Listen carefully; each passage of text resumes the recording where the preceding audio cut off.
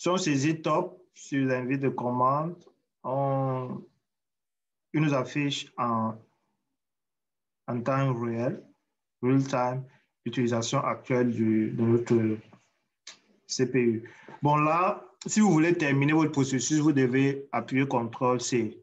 Vous êtes en train de vous voyez que si je fais CTRL-C, effectivement, mon processus se termine. Maintenant, ce qu'on vous demande, c'est d'écrire un programme qui, lorsqu'on fait CTRL-C, ne termine pas le programme, mais demande un mot de passe avant de le terminer. Ça veut dire que vous devez capturer le signal CTRL-C. Nous avons dit qu'il y a plusieurs signaux. Nous allons capturer le CTRL-C. Et ce CTRL-C est matérialisé par sync. Donc, le CTRL-C, le signal CTRL-C, c'est sync in. On va capturer ce signal. Nous allons mettre un gestionnaire, c'est-à-dire que nous allons dire la méthode à exécuter lorsque ce signal se produit. Et la méthode à exécuter lorsque ce signal se produit est tout simplement une fonction qui demande d'entrer un mot de passe. Et on vérifie si ce mot de passe correspond au mot de passe qu'on attend. Si c'est le cas, on termine. Sinon, on dit le mot de passe est incorrect. Dans le TPR, l'explication, je vais créer gedit. Je crois que c'est TP combien. Je crois que c'est le dernier que nous allons faire 2-1 pour la journée de.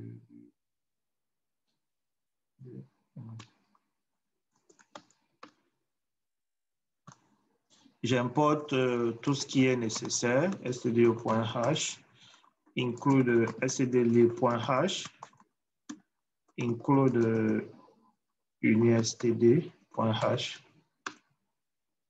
Et puisque nous aurons les weights, je vais importer 6weights.h. Int main.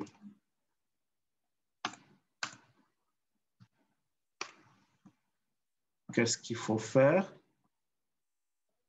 On doit capturer le signal sync in. C'est au signal CTRL-C. Donc, je vais faire signal sync in. Quand je capture ce signal, je dois fournir ma fonction à implémenter. OK? Donc, la fonction, vous pouvez l'appeler handler ou bien gestionnaire. OK? Cette fonction-là va s'exécuter. On va créer cette fonction ici. C'est une fonction qui prend en paramètre la valeur du signal. OK.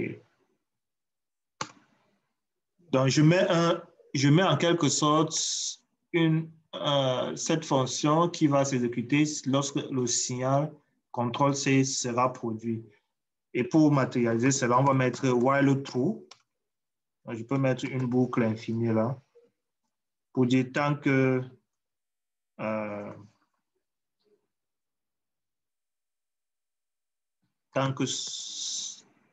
c'est vrai, on peut faire un printf pour dire bon, ceci permet de créer une boucle infinie.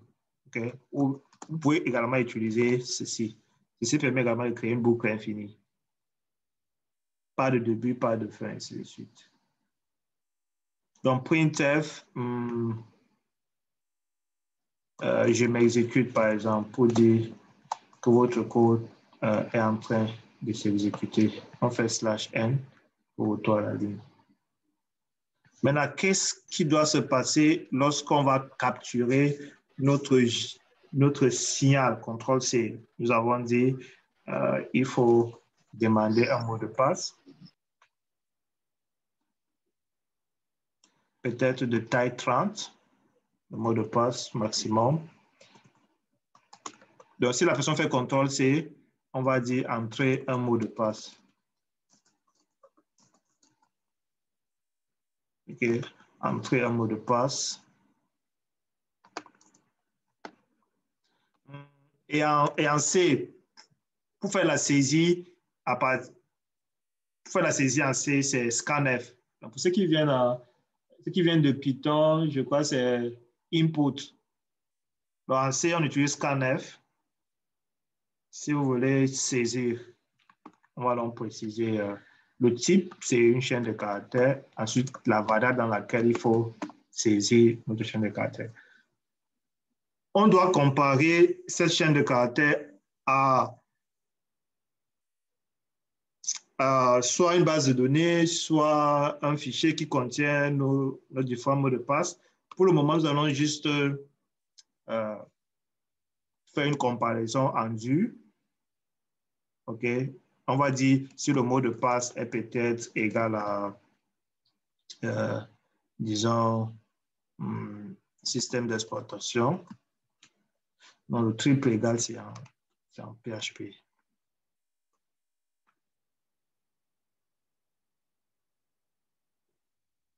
Si ce n'est pas égal, on va juste dire mot de passe incorrect, printf, mot de passe incorrect.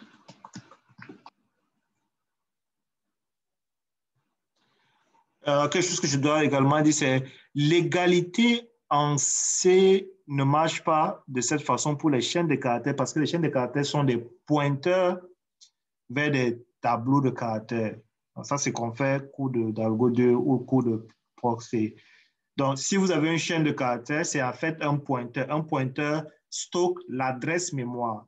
Donc là, je suis en train de dire, compare-moi l'adresse mémoire de MDP avec l'adresse mémoire de SE. OK?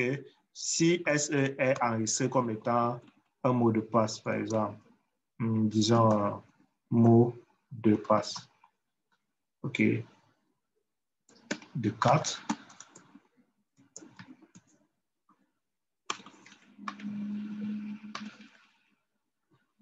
Nous avons juste 2. Supposons que nous avons ce mot de passe. Donc, du coup, si... OK, le virgule, c'est pour créer une boucle infinie. Donc, ça, c'est boucle infinie.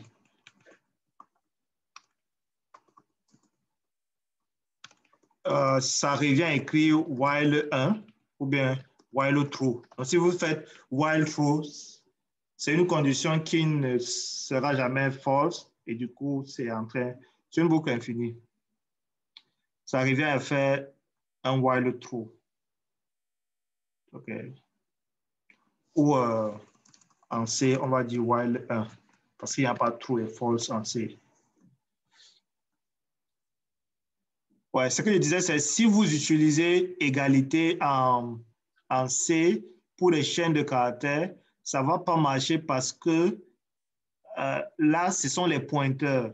Okay? Lorsqu'on a les chaînes de caractères en C, ce sont plutôt les pointeurs vers des tableaux de caractères. Vous allez donc être en train de comparer deux adresses mémoire qui seront forcément différentes. Même si la personne entre SE ici et SE là, vous allez vous retrouver avec deux emplacements mémoire. On utilise des fonctions de comparaison. Ce sont les fonctions chaînes de caractères. Ces fonctions commencent toujours par STR. Vous allez les retrouver dans la bibliothèque string hash. OK. Ici, je vais donc faire strcmp. C'est pour dire compare-moi ces deux chaînes de caractères.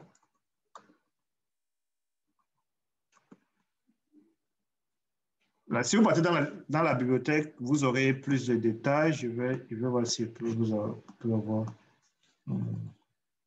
Je peux vous donner une idée de...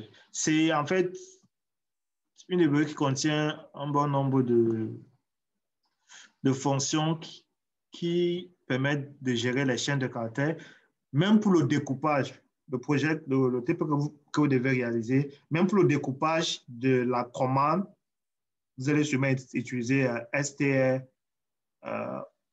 talk. Okay? C'est une fonction définie qui permet de découper les chaînes de caractères. Donc, il y a beaucoup de ces utilitaires c'est dans la librairie string.h. Je suis en train de voir si ça peut s'ouvrir. Pour cela, j'ai arrêté mon VPN. Et si j'arrête mon VPN,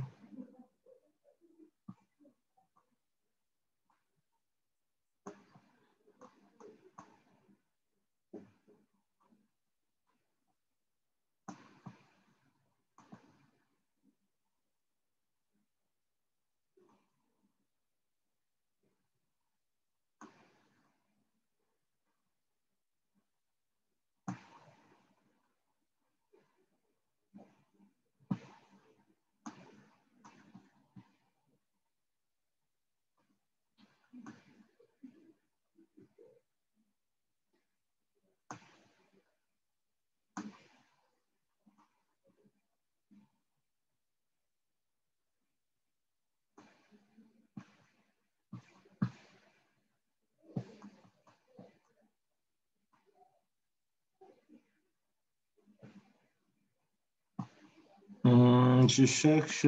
OK. Voici. J'espère que tout le monde voit ce document web que je viens d'ouvrir.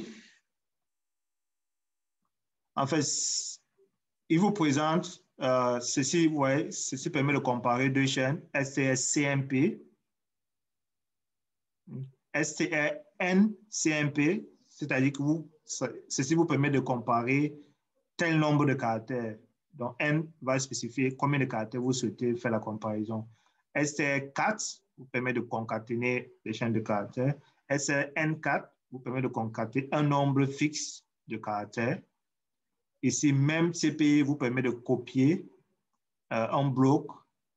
STR-CPY vous permet de copier une chaîne de caractères d'une variable à une autre. Supposons que j'ai deux variables.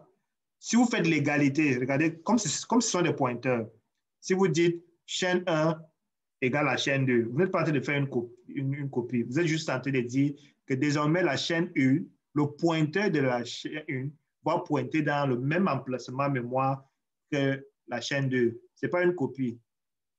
Donc, quand vous manipulez les chaînes de caractères en C, ayez toujours en tête que vous êtes en train de traiter avec des pointeurs, c'est-à-dire que des adresses mémoire. Donc, si je souhaite copier, je ne vais pas copier les adresses mémoire, mais je vais copier le contenu de chacune de ces adresses mémoire. Pour ça, on utilise SRCP.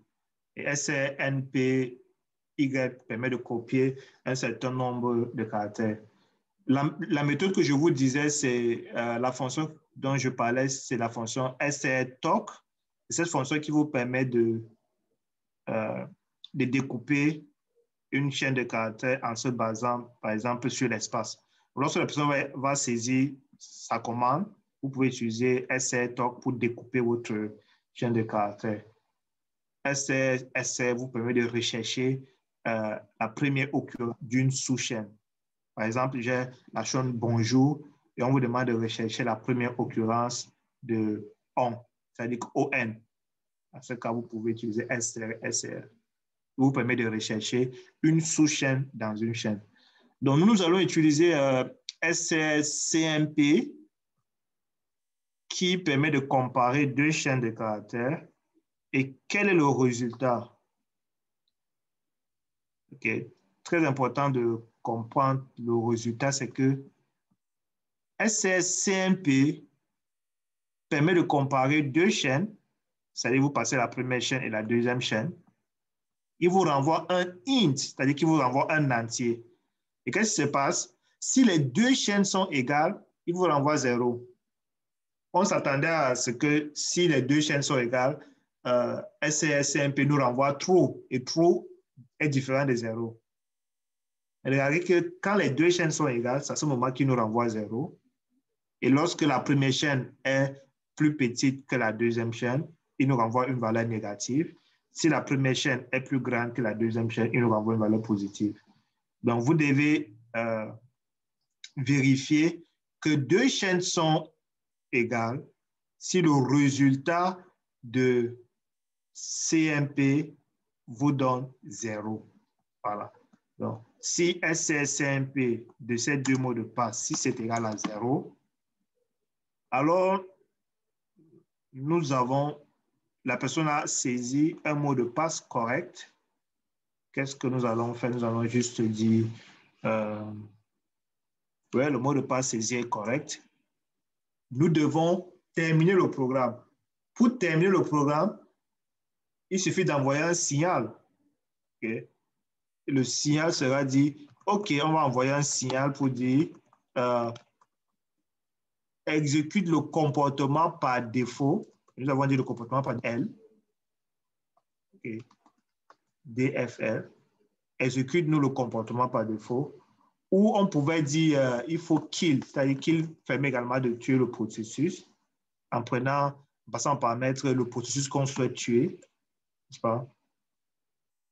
Et le signal qui sera envoyé, le signal qui sera envoyé à ce processus, c'est sync in. Okay. Donc, je rétablis le comportement par défaut de sync in.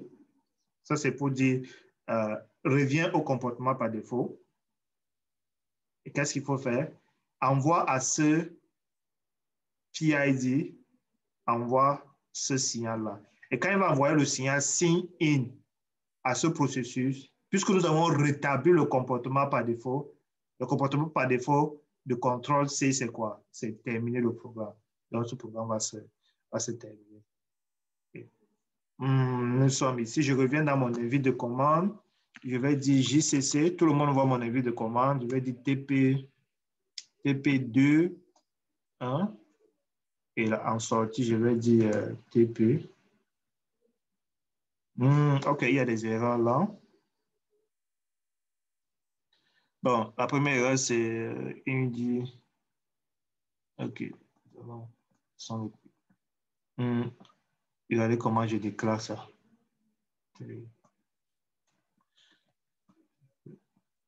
C'est parce que c'est lui.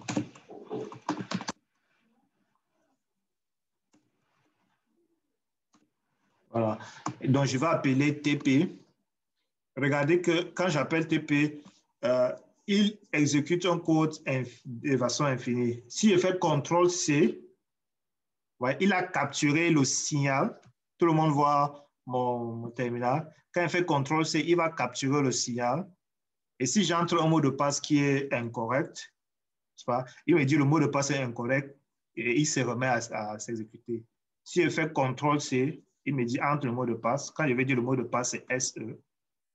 Et il se rend compte que SE, en fait, c'est égal à SE. Pourquoi est-ce qu'il n'a pas terminé?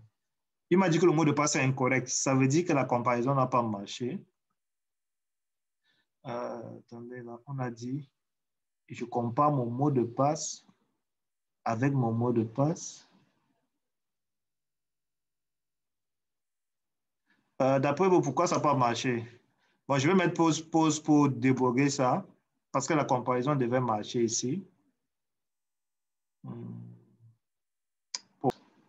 En fait, c'est le scanf qui pose problème. Il y a une façon là de faire qui, lorsque vous écrivez une chaîne de caractères, la touche entrée fait partie de la chaîne de caractères. Il faut savoir se débarrasser de ça.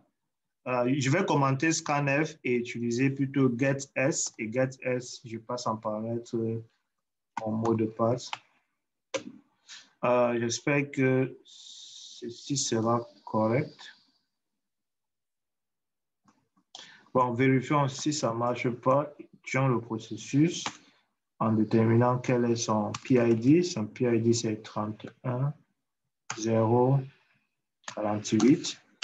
Une fois que le processus est tué, je reviens ici et j'essaie de réexécuter.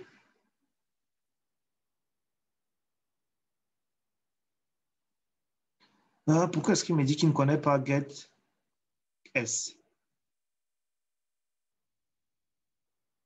Non, c'est pas. GetS est défini où? Oh. J'ai importé toute delivery, non? Il me dit quoi? Non.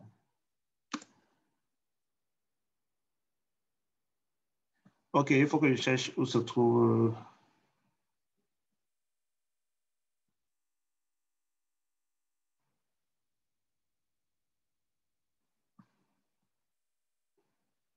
C'est dans le stdio.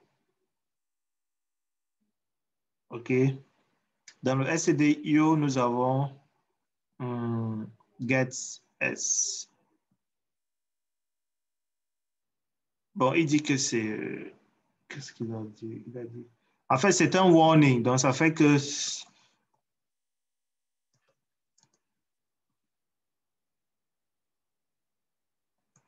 C'est un warning. Ça fait que lors de la compilation, en fait, marche. Parce que là, si vous... Oui, en fait, ça marche, mais...